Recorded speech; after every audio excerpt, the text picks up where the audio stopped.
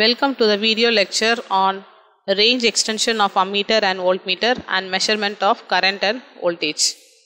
So in today's video lecture we would see the principles of current and voltage measurement, extending ammeter ranges and how we can extend voltmeter ranges. So under measurement of current there are multiple ways to measure current, but we'll see now how we can measure current using a thermocouple, because thermocouple instrument carries large current and it has excessive skin effect. So we cannot use ordinary shunts because the shunting ratio is affected by inductance and resistance, which in turn will affect the frequency.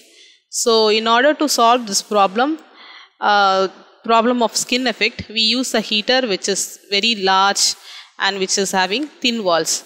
So we can see in the figure, this figure A shows array of shunt, and this array of shunt has an identical resistance, and each wire in the shunt will have a unique inductance, and each wire will have unique inductance which corresponds to different high frequency. And figure B shows a shunt condenser, and there are two capacitance so that the current can divide itself and can pass through two different capacitors, and the ratio is independent of frequency, and the capacitance are arranged in such a way that it maintains proper ratio.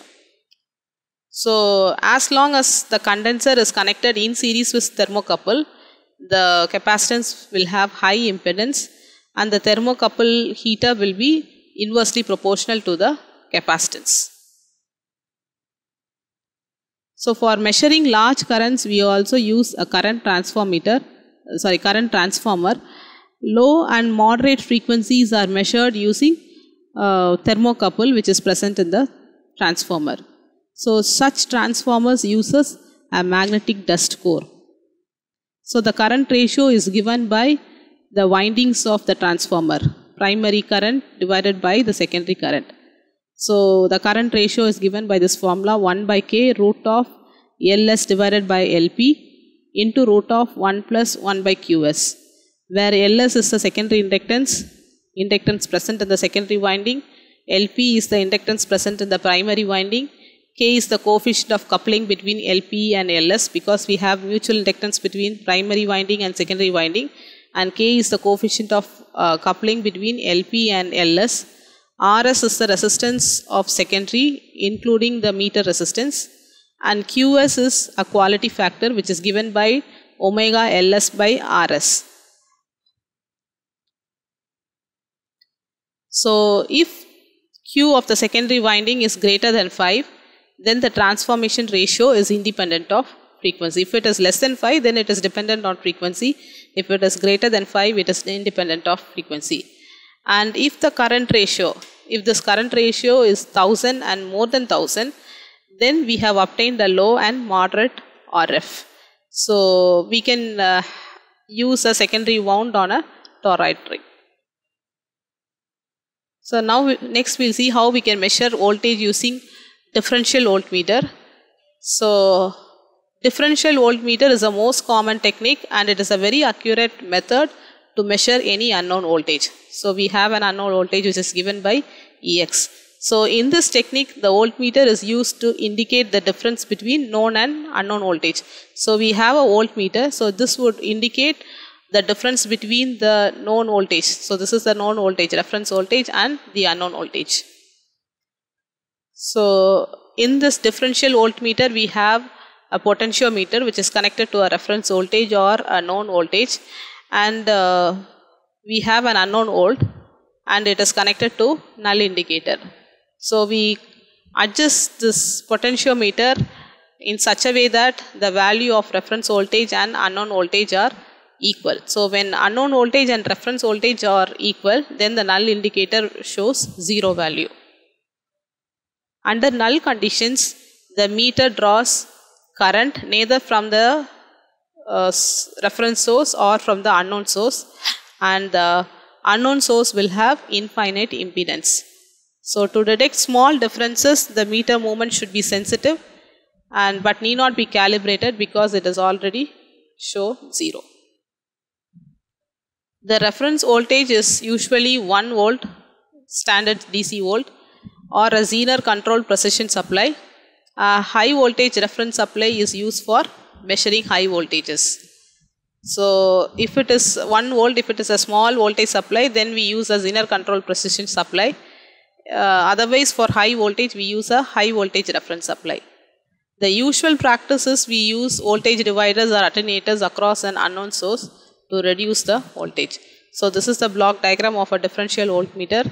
We have an input attenuator, an AC amplifier, a converter to convert AC to DC, and this is a null indicator, and this is the reference voltage. So this would be the unknown voltage and this is the reference voltage. So we adjust the potentiometer in such a way that both the voltages are same. If both the voltages are same, the null indicator will show 0 value.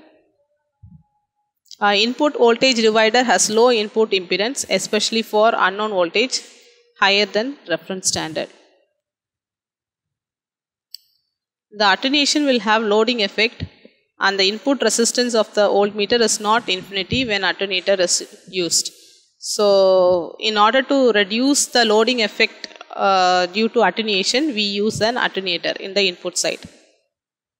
To measure AC voltages, an AC voltage should be converted to DC by proper precision circuit. So next we move on to how we can extend ammeter and voltmeter ranges. So in order to extend ammeter ranges, we use an external shunt resistance. So the range of an ammeter can be extended to measure high current values by using external shunt to the basic meter movement. So this is a basic, any basic instrument, and if we want to increase the current value, then we can increase the current or we can increase the ammeter range by attaching an external shunt resistance.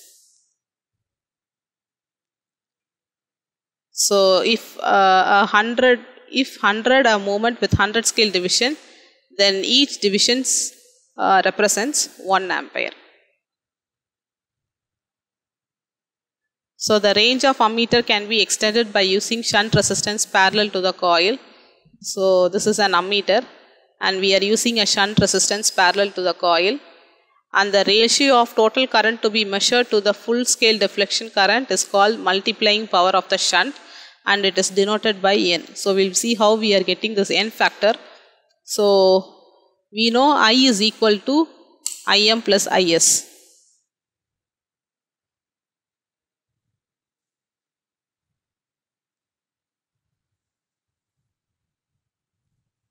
So I is equal to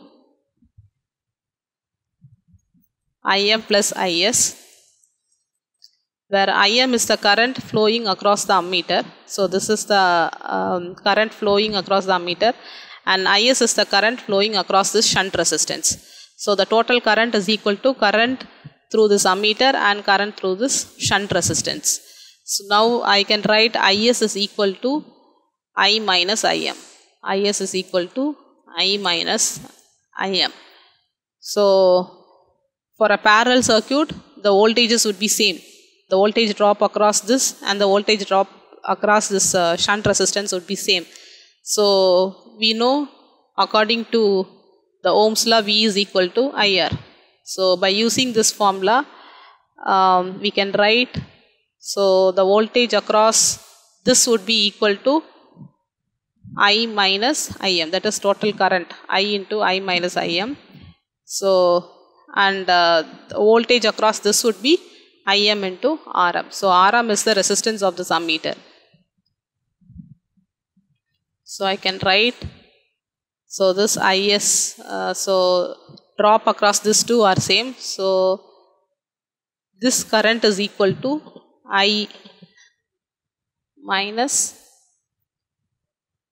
so this current is equal to Im into Rm.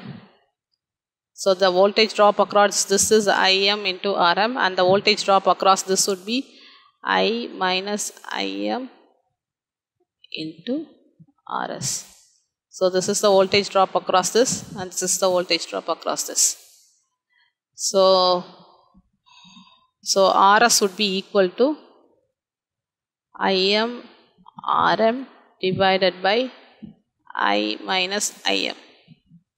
So I can also write Im into Rm divided by, so dividing this expression throughout by Im. So I divided by Im minus Im by Im. So I get Rs is equal to Im into Rm divided by I by Im minus 1. So which is equal to Im into Rm n minus 1, where n is equal to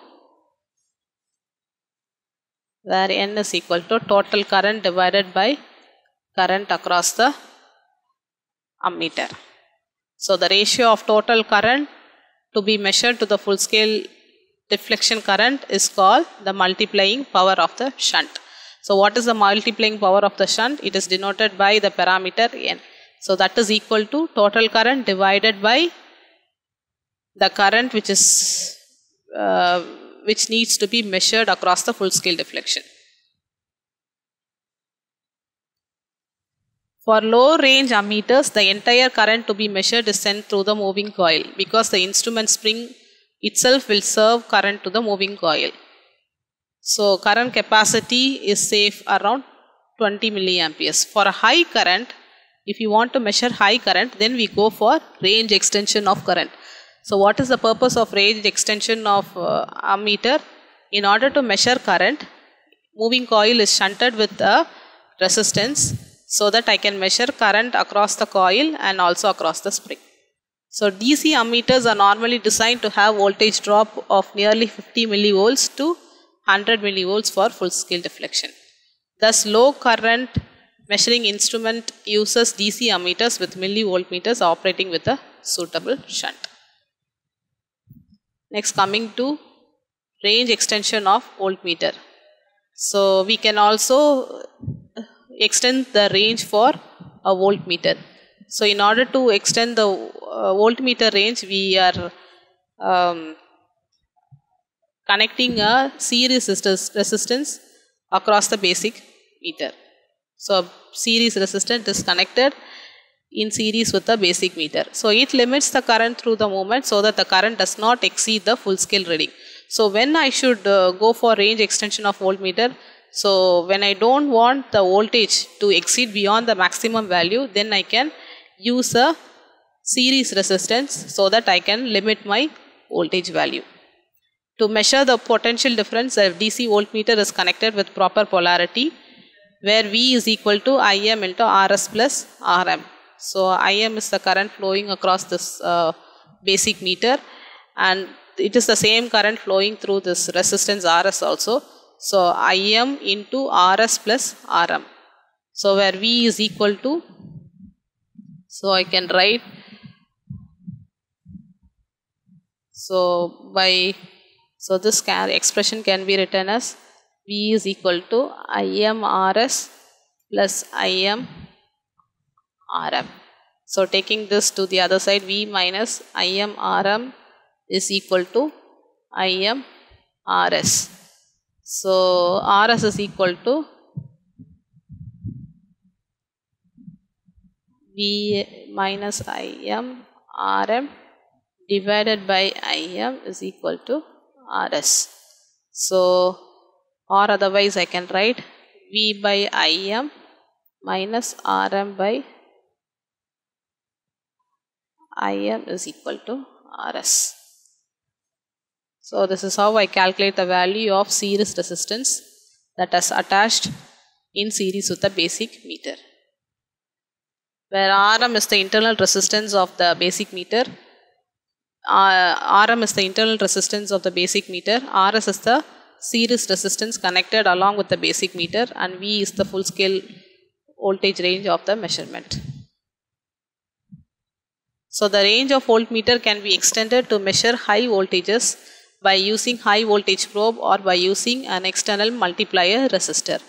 In most meters, the basic movement is used on the lowest current range and values for multipliers can be determined. The basic meter movement can be used to measure very low voltage. but high care must be taken not to exceed the voltage drop required for full-scale deflection of the basic movement. Voltmeters which have high ranges use moving coil with sufficient series resistance to limit the instrument current to the desired value. So in case if there is high voltage range, then I add a series resistance so that my device will not be affected. Most DC voltmeters are designed to produce full-scale deflection with current of 20, 10, 5 or 1 milliampere. Voltmeters having low range amperes operated with suitable series resistance. So if I am having a low range ammeter, then I will use a series resistance. And if I am having a high current, in order to divert my high current and protect my instrument, I use a shunt resistance. So the textbook which I have referred to refer these topics is CALCI Electronic Instrumentation and Measurements. Hope this lecture is helpful. Thank you.